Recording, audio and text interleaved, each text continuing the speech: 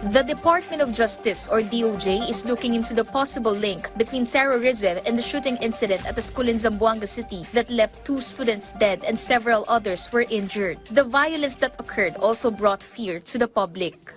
On the aspect of it being a terrorist act, definitely, nakikita naman, because the purpose of terrorism is to sow fear, di ba? In the general population. So, pag nakita nyo, that element of creating fear on the public, it's present, no? So, ito yung mga nuances of things that we continue on fighting, no?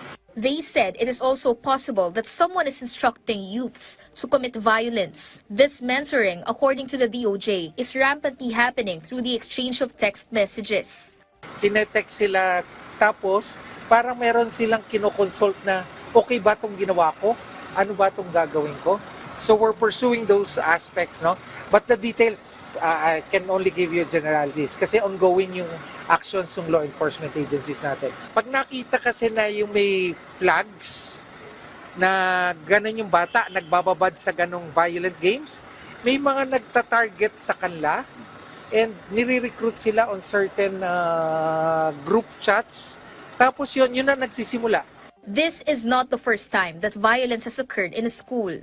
Stabbing incidents involving students were also recorded inside and outside of schools since June, while 2 shooting incidents occurred inside school grounds. The DOJ also believes that netizens who reshare content with themes of violence on social media contribute greatly to the problem, something they say should not be ignored by parents and journalists reporting on such incidents.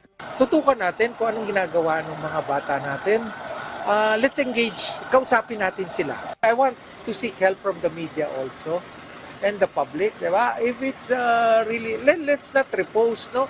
Let's restrain, no? The real power here is the power of restraint, no? If it's a violent video, tapos nakarating sa'yo, ang gagawin mo, isi-share mo pa at ipapas. Ito ba ang gusto nating society? Kama naman, let's all grow up, diba? Tulong-tulong tayo dito. The DOJ is still studying whether charges can be filed against those reposting violent content on social media, as the department believes this is still covered by freedom of expression. The Bureau of Corrections also issued a memorandum reminding its personnel to safeguard government and privately owned firearms.